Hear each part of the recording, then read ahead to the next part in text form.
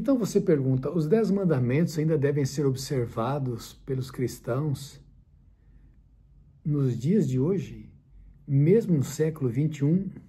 Pois é, vamos estudar a lição de hoje sobre os 10 mandamentos, a aliança que está envolvida na entrega dos 10 mandamentos, o que tem que ver com as promessas também em relação à obediência a esses mandamentos.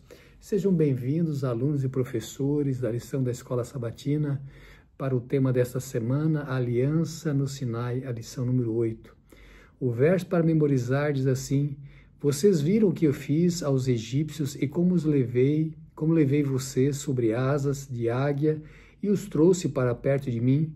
Agora, pois, se ouvirem atentamente a minha voz e guardarem a minha aliança, vocês serão minha propriedade particular dentre todos os povos, porque toda a terra é minha e vocês serão para mim um reino de sacerdotes e uma nação santa.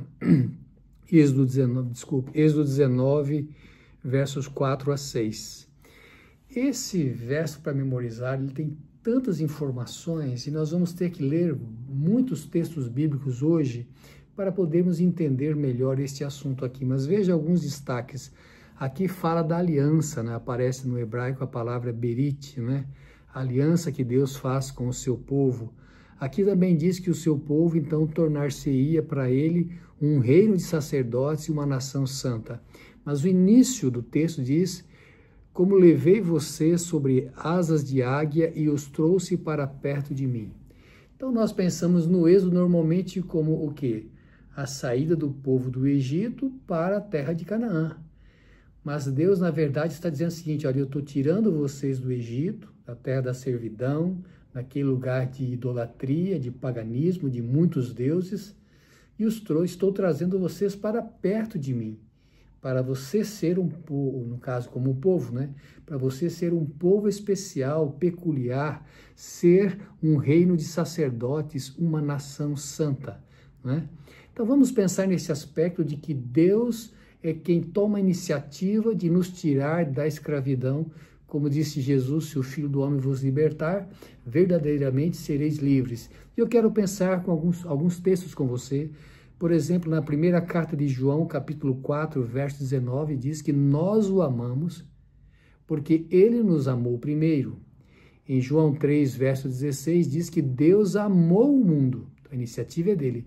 Deus amou o mundo de tal maneira que deu seu Filho unigênito para que todo aquele que nele crê não pereça, mas tenha vida eterna. Em Isaías 53, verso 6, aquela profecia messiânica diz que nós andávamos desgarrados como ovelhas, mas Deus fez cair sobre ele, sobre Jesus, sobre o Messias, a iniquidade de todos nós. Se você for ler o Evangelho de Lucas, o capítulo 15, lá você tem 3 parábolas que demonstram a obra de Deus para salvar o ser humano, o seu amor e a alegria de resgatar o ser humano da escravidão, do pecado. Então você tem em Lucas 15 a parábola do filho pródigo, né? Você deve conhecer bem, uma parábola clássica, né? Você tem a parábola da ovelha perdida e a parábola das dracmas perdidas. Então esses são apenas alguns textos que nos fazem pensar que Deus é quem toma a iniciativa de buscar o homem, de salvar o homem, de levá-lo então à vida eterna. Muito bem, vamos pensar então na parte de domingo, em Êxodo capítulo 19, mais especificamente os versos 5 e 6, que já estão aqui no verso para memorizar, não é? Mas nós queríamos dar uma ênfase aí a esses 2 versos. Agora, pois, se diligentemente ouvires a minha voz e guardardes a minha aliança, então sereis minha propriedade particular dentre todos os povos, porque toda a terra é minha. E vós me sereis um reino sacerdotal e o povo santo. Estas são as palavras que falarás aos filhos de Israel. Bem, nós estamos aqui num contexto em que Deus tira o povo de Israel do Egito, o povo atravessa o Mar Vermelho, e Deus, então, instituindo a nação de Israel, né? Então ele diz, olha, vocês serão um povo santo, um sacerdócio real, né? Se vocês observarem os meus mandamentos. Então, vamos pensar que essa promessa feita ao Israel literal, lá no tempo de Moisés, ela também foi refeita, reproduzida também no Novo Testamento. Se você ler a primeira carta de Pedro, capítulo 2, verso 9, lá também vai aparecer para o Israel espiritual, para a junção do Israel literal, os judeus, mais os gentios, né? Então, formando assim o Israel espiritual, todo o Israel. Então, você tem a menção de Pedro, que o texto usado no Antigo Testamento de sacerdócio, de povo santo, também é usado por Pedro, agora se referindo aos cristãos. Esta mensagem é muito interessante. Agora, também aparece aqui, dizendo, né, não somente que é um sacerdócio, um povo santo, mas também que Deus ia fazer um concerto com eles, né, fazer uma aliança. E isso nos faz lembrar a aliança feita com Abraão. Gênesis capítulo 15, verso 18, né, em que Deus promete a terra para Abraão, e ali, nesse episódio aí, alguns animais são cortados, né? Aí vem a expressão berite para aliança, né? Que vem de bará, cortar, né? Então, alguns animais são cortados em sacrifício, depois passa o fogo, ali há uma aliança entre Deus e Abraão, e Deus falando para ele, olha, eu vou dar todo esse território para você. Seus descendentes vão sofrer aí por 400 anos, mas depois esse território será dado a você. Então, quando o povo de Israel sai do Egito, Deus busca a mensagem daquela aliança feita com Abraão e faz com o povo agora, ex-escravos. Eles dizem, olha, agora vocês vão para a liberdade, agora vocês vão me adorar, agora vocês vão me servir, vocês vão obedecer aos 10 mandamentos. Então, vocês serão para mim este sacerdócio real, esse povo santo. E aí nós temos que pensar na expressão santo também, né? Porque a palavra santo, kadosh, no Antigo Testamento, e hagios no Novo Testamento em grego, né? É aplicado para o povo de Deus. E santo não quer dizer alguém que está no estado de impecabilidade. Paulo se referiu muitas vezes às igrejas com todos os seus problemas, as suas lutas. Por exemplo, Efésios 1, verso 1, santo quer dizer alguém separado, alguém consagrado. Então Deus diz assim, olha, vocês estão saindo do Egito e agora então vocês vão ser consagrados, vocês vão ser separados de toda aquela abominação que acontecia ali, toda aquela idolatria, aquele paganismo, e vocês agora vão exclusivamente me adorar. E permita sair um pouquinho da lição para falar um pouquinho sobre essa questão da aliança, sabe? Porque em alguns momentos você vê na Bíblia, tanto no Antigo quanto no Novo Testamento, inclusive no Apocalipse, a relação de Deus com o seu povo no que tem que ver com o casamento, né, com a cerimônia conjugal. E em Malaquias 2, verso 14, fala da mulher da tua aliança, a mulher da juventude, a mulher da tua aliança. Ali há uma repreensão, né, ao fato de que os judeus estavam abandonando os seus cônjuges, né, e se casando com mulheres estrangeiras. Então, Deus fala assim, olha, você está quebrando a aliança que você fez com a sua mulher lá na sua juventude. Né? E quando você lê Oséias 2, verso 2, lá é dito assim, olha, aos filhos, né, de Gomer, olha, vocês devem contender com a vossa mãe, né, e dizer para ela que eu não sou seu marido, ela não é minha mulher. Por que o pastor está falando disso? Porque nos tempos bíblicos, quando o homem se casava, ele dizia para a mulher assim, eu serei teu marido e você será minha mulher, eu serei teu marido e você será minha mulher para sempre.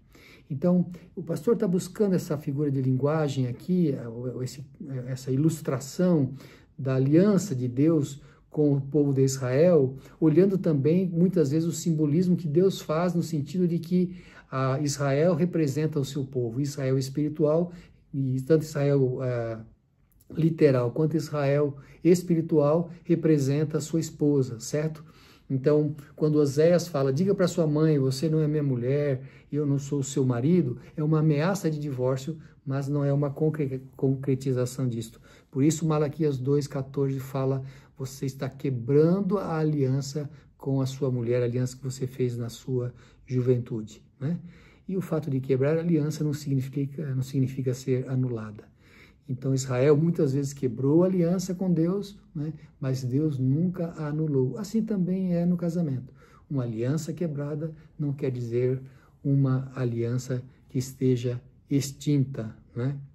anulada. Muito bem, vamos avançar no estudo da lição, então. Êxodo 19, verso 10 diz: santificai hoje e amanhã, né? E lavem as vossas vestes. Então você tem no capítulo 19 a introdução do pacto que é feito de Deus com o seu povo. Depois, então, será dada os 10 mandamentos, né? As 10 palavras, conforme a Bíblia menciona. E aí eu queria entrar com você nesse aspecto aqui, sabe? Eu queria ler com você um texto que está em Êxodo 34, verso 28, né?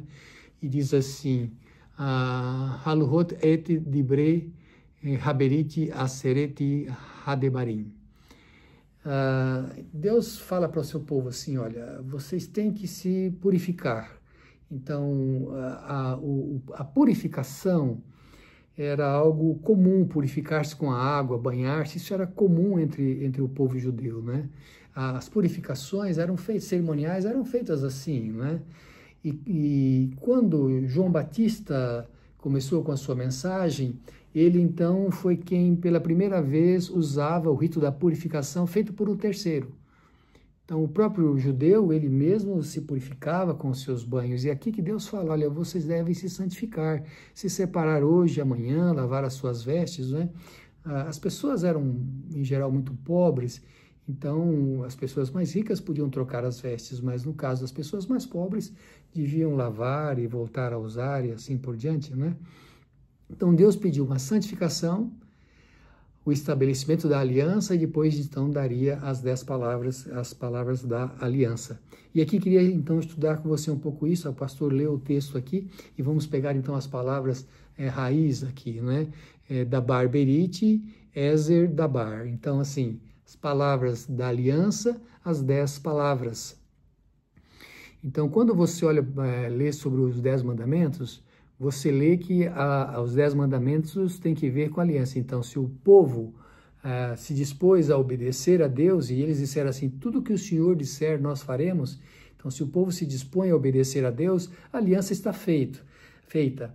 Então, quando você olha para o termo aliança, aí, o berite, tem um aspecto aí humano e tem um aspecto divino. No aspecto humano, o berite, no passado, era usado para contrato, um comércio, uma compra e venda, mas no contexto do casamento e no contexto também aqui do pacto de Deus com o povo de Israel, então a aliança tem aqui uma perspectiva vertical, né, da relação de Deus com o homem, fazendo então um concerto, um pacto, um contrato, uma aliança, estabelecendo compromisso de ambas as partes, no que tem que ver então com o estabelecimento, neste caso, da nação de Israel, né? Então, os 10 mandamentos, a gente pode pensar a importância dele em dois aspectos. Primeiro, pensa que os 10 mandamentos eles estão registrados em Êxodo 20, quando é narrada a história do Êxodo, mas também é narrada em Deuteronômio capítulo 5, quando Moisés está relembrando toda aquela trajetória dos 40 anos, dizendo para o povo: temos que obedecer os 10 mandamentos. Deus deu os 10 mandamentos, né? E em seguida, pela demora de Moisés de descer do Monte Sinai, então o povo começa a praticar idolatria, é feito aquele bezerro de ouro, né, com a participação de Arão. Moisés então desce do monte, vê aquela desobediência, quebra as tábuas de pedra ali, né? E Deus fala a Moisés: lavre mais 2 tábuas de pedras, porque eu vou escrever novamente os mandamentos. Aqui você tem a misericórdia e a bondade de Deus. Então você olha para esses 2 pontos, né? Os 10 mandamentos são repetidos em Êxodo 20 e Deuteronômio 5. Os 10 mandamentos são repetidos porque as primeiras tábuas são feitas, mas os israelitas, eles desobedecem, mas Deus faz novamente, escreve novamente e proclama novamente os 10 mandamentos, né? E aí eu quero pensar com você nesse aspecto de que os 10 mandamentos, as 10 palavras, e aí você tem a expressão, né? Na última parte, Ezer Dabar, as palavras como raiz, né? As 10 palavras. Dabar pode ser traduzido por palavra, pode ser traduzido como coisa, por exemplo, que tem que ver com casamento. Deuteronômio capítulo 24, verso 1 a 4, diz que o homem deixar a sua mulher, se ele encontrar nela Ervat Dabar, então coisa impura. Então, dabar às vezes é coisa, dabar às vezes é palavra, dabar às vezes tem um significado de promessa, certo? Então, quando olhamos para esse aspecto aqui, nós temos que pensar também que os 10 mandamentos são expressão de amor. E eu queria ler com você o que está escrito em Romanos. Lembra que eu falei que hoje temos vários textos para ler? Romanos 13, versos 8 a 10, eu acho que é fundamental lermos esses versículos. A ninguém devais coisa alguma, a não ser o amor com que vos ameis uns aos outros, porque quem ama aos outros cumpriu a lei. Com efeito, não adulterarás, não matarás, não furtarás, não darás falso testemunho, não cobiçarás, e se há algum outro mandamento, tudo nesta palavra se resume: amarás o teu próximo como a ti mesmo, e o amor não faz, aí o verso 10, né, vai falar que o amor não faz mal ao próximo, de sorte que o cumprimento da lei é o amor, né? Então, quando você pensa na lei de Deus, os 4 primeiros mandamentos se referem à nossa relação com Deus, nosso amor a Deus. Os outros 6 mandamentos se referem à nossa relação com o próximo, o nosso amor ao próximo. Então, 1 João 5, verso 3 diz: nisso está o amor de Deus, em guardar os seus mandamentos, né? João 15, verso 10 diz que nós devemos guardar os mandamentos de Jesus, né? Assim como ele tem guardado os mandamentos do seu Pai. João 14, verso 15 diz: se vocês me amam, guardam os meus mandamentos. Aí então alguns podem falar assim: não, mas então tem os mandamentos de Jesus e os mandamentos do Pai. Então, se você for para o último livro da Bíblia, um dos últimos capítulos da Bíblia, Apocalipse 14, verso 12, quando fala do povo de Deus que ia servi-lo nos últimos dias, aliança mantida até os últimos dias. Então lá diz assim: aqueles que guardam os mandamentos de Deus e têm a fé em Jesus. Então, os mandamentos de Deus não foram abolidos. Quando Jesus fala dos mandamentos, ele fala no sentido de prestarmos amor a ele, né? E aí vamos pensar um pouquinho nesse aspecto. Quando foi perguntado a Jesus, né, qual era o grande mandamento, o doutor da lei, né, isso está em Mateus 22, versos 35 a 41, e Jesus vai falar: olha, amar a Deus, né, de todo o coração, de toda a alma, de todo o entendimento, e amar ao próximo como a si mesmo. Agora, com isto, Jesus quis dizer que a lei estava abolida? Nós vamos pensar um pouquinho nisso um pouco mais à frente. Mas quando Jesus cita a importância de observar os mandamentos de Deus, é interessante que essas expressões de Jesus, elas não estão nos 10 mandamentos, mas elas estão no Antigo Testamento. Amar a Deus de todo o coração, de toda a alma e todo o entendimento está em Deuteronômio 6, verso 5. Amar o próximo como a si mesmo está em Levítico 19, verso 18. Então, quando Jesus fala de amar a Deus e amar ao próximo, isto é a observância dos mandamentos, Jesus não está trazendo um mandamento novo. Isso já estava na Torá, já estava no Antigo Testamento. Jesus estava resumindo os 10 mandamentos no que tem que ver os primeiros 4 mandamentos na nossa relação com Deus e também os últimos 6 mandamentos na nossa relação com os homens. E aí nós vamos pensar o seguinte, que as 10 palavras, né, porque a expressão que aparece no hebraico não é 10 mandamentos, mas sim 10 palavras, né, que são as palavras da aliança. Então, eu queria pensar um pouquinho com você nessas 10 palavras, que a palavra dabar também tem um significado de promessa. E eu queria ver com você os 10 mandamentos como promessas feitas por Deus, sabe? Quando você lê Efésios 6, verso 2, e cita o 5º mandamento, que é honrar aos pais, e Paulo diz que este é o primeiro mandamento com promessa, então no que tem que ver com os mandamentos na relação com o homem, o primeiro deles com promessa é amar aos pais, né? Honrá-los, né? Mas você pode pensar, por exemplo, no 4º mandamento, a promessa nele, sabia? Isaías capítulo 58, versos 13 e 14, o que diz lá? Olha, se você se privar de profanar o sábado, eu farei você cavalgar sobre as alturas da terra. Então, a promessa aí também na observância do 4º mandamento, certo? Quando você lê, assim, voltando ao livro de Êxodo, Êxodo 19, verso 5, Deus fala assim, olha, vamos fazer uma aliança. Se você obedecer, você será minha propriedade particular. Há uma promessa aí. Em Mateus 19, verso 17, Jesus fala ao jovem rico, você quer entrar na vida? Guarde os mandamentos. Então há uma promessa. Quem for obediente e guardar os 10 mandamentos, então vai entrar na vida eterna. Mas eu queria chamar a sua atenção também para o significado dos 10 mandamentos no modo positivo, né? Então você tem alguns mandamentos de forma positiva, honrar, por exemplo, né? Honrar os pais, né? Mas você tem tantos outros que dizem que não se deve matar, não se deve roubar, não se deve adulterar, não se deve tomar o nome de Deus em vão. E eu quero, na própria leitura dos mandamentos, sabe, no significado dos mandamentos, ver promessas aí. Por exemplo, quando é dito para a pessoa não matar, que promessa a pessoa tem aí? De não receber a vingança como consequência. Veja, a obediência aos pais. Esse Paulo fala, né, que quem obedece aos pais prolonga os seus dias de vida na terra. Mas quem não mata o próximo e respeita a vida do próximo, também é uma promessa inserida aí. Porque ele também não vai correr o risco de ter a sua vida ceifada em um momento de vingança. Olhemos para os mandamentos de forma positiva. Não adulterar significa respeitar a família alheia, né? Não furtar significa respeitar os bens alheios. Não cobiçar a mulher do próximo, não cobiçar o bem do próximo, significa não agir em detrimento àquilo que é de prosperidade, aquilo que é de benefício do próximo. E quando nós evitamos tocar naquilo que pertence ao próximo, nós evitamos também problemas para a nossa vida. Se nós evitamos de destruir o casamento do próximo, nós também evitamos ter consequências negativas na nossa vida.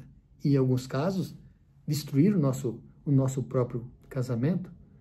Quando nós respeitamos a propriedade alheia, nós também automaticamente estamos evitando de não ficarmos privados da liberdade se formos encontrados e condenados por prejudicarmos o nosso próximo tomando posse daquilo que não nos pertence. Então você pode perceber que as pessoas que obedecem aos 10 mandamentos, elas são, em geral, muito mais beneficiadas. Naquilo que elas não fazem o mal para o próximo, elas também não sofrem. Bom, nós iríamos pensar também na sequência da lição sobre os benefícios da lei de Deus, né? Tiago fala do homem que olha no espelho e depois se esquece de quem é, e ele faz uma relação com a lei de Deus, né? Então nós devemos olhar para a lei, ela é um espelho de quem nós somos, ela nos mostra onde nós estamos errando, né? E devemos cuidar dela, né?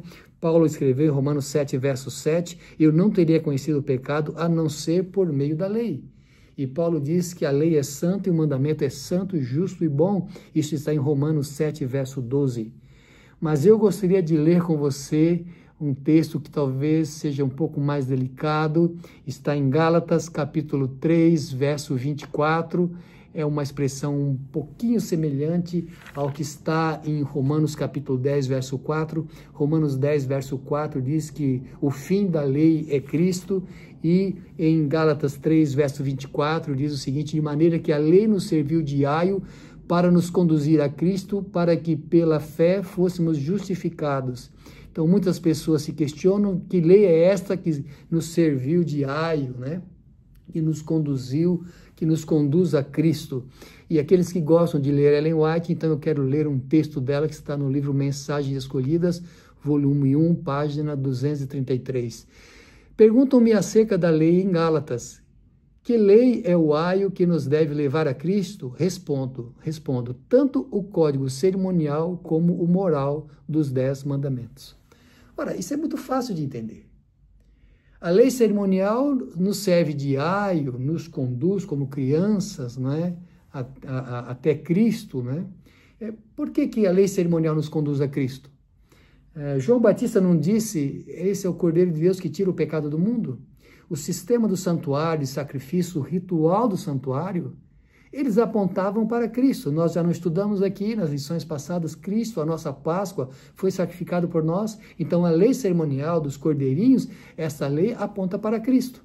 E a lei moral, como pode apontar para Cristo? Ora, se eu olho para a lei e vejo que sou pecador, e eu não posso me salvar por mim mesmo, pode o etíope mudar a sua cor? Pode o leopardo tirar as suas manchas? Não é assim que diz lá no Antigo Testamento? Assim nós não podemos mudar, fazer obras boas, estamos acostumados a fazer obras más. Então, quando eu olho para os 10 mandamentos e vejo os meus pecados, então eu entro numa situação de desespero. Como é que eu vou fazer agora para poder entrar na vida se eu sou um transgressor? Então eu vou buscar a Cristo. E aí Paulo diz em Romanos 3, verso 20, nenhuma carne será justificada diante dele pelas obras da lei. Então nós não somos salvos pela lei, embora sejamos julgados por ela. A lei nos serve de ai porque ela aponta para Cristo, mas o nosso Salvador é o Senhor Jesus. Por isso que em Romanos 10, verso 4, quando aparece a palavra telos ali, não é? O fim da lei, né? O telos, o objetivo da lei é Cristo para todo aquele que nele crê. Então a lei existe para nos mostrar o caráter de Deus. A lei existe para nos mostrar o padrão que nós temos que ter. A lei cerimonial apontava para Jesus como o Cordeiro de Deus que tira o pecado do mundo. Os 10 mandamentos apontam para Cristo, porque somente nele encontramos o perdão e somente nele encontramos a promoção para podermos viver uma vida de obediência. Jesus falou, sem mim nada podeis fazer. Ah, não, mas a lei foi abolida. Jesus disse que cumpriu a lei. Bom, Mateus 5, verso 17, Jesus disse assim, eu não vim para abolir a lei, eu vim para cumprir. Aí você pode dizer assim, olha pastor, aí diz que ele mesmo falou que ele veio para cumprir a lei. Mas se você ler Gálatas 6, verso 2, também aparece a mesma palavra que está em Mateus 5, verso 17. Esse cumprir, em grego, a palavra plerô. E lá Paulo diz assim, levai as cargas uns dos outros e assim cumprireis a lei de Cristo. Então o cumprir aqui não tem o sentido de extinguir a lei, tem apenas o sentido de obedecer. Jesus falou, eu não vim para abolir, eu vim para obedecer a lei. E Paulo escreve em Romanos 3:31, anulamos, pois, a lei pela fé? E ele responde, de maneira alguma. Jesus não veio abolir a lei, ele veio para cumprir, para obedecer. Ele se fez carne, ele se fez pecado, conforme está em Romanos 8. Então, ele veio mostrar que o ser humano, pela sua graça, pode obedecer à lei. Ele se tornou substituto, pela sua obediência nós somos salvos. Então, Jesus não veio para cancelar a lei, ele veio para cumprir, para obedecer.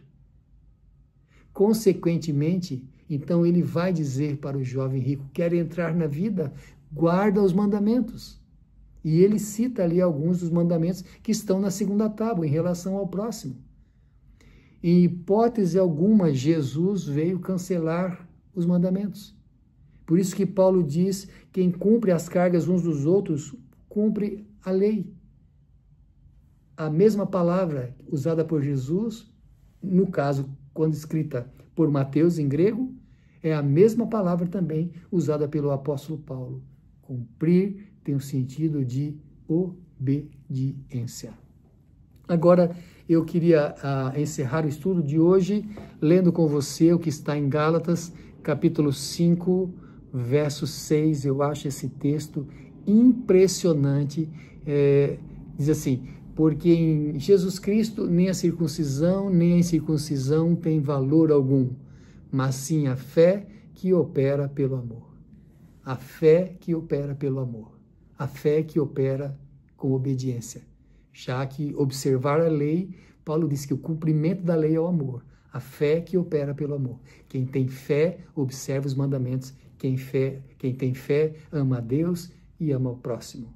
Por isso Paulo escreveu em Efésios 2, 8 a 10, pela graça sois salvos. Isso não vem de vós, é dom de Deus, mediante a fé, e somos feituras dele para as boas obras. Primeiro a graça, depois o braço que pela fé que alcança essa graça. E como resposta, feituras para as boas obras. Somos feitos por Deus para praticar as boas obras. E você? Como entende a lei de Deus?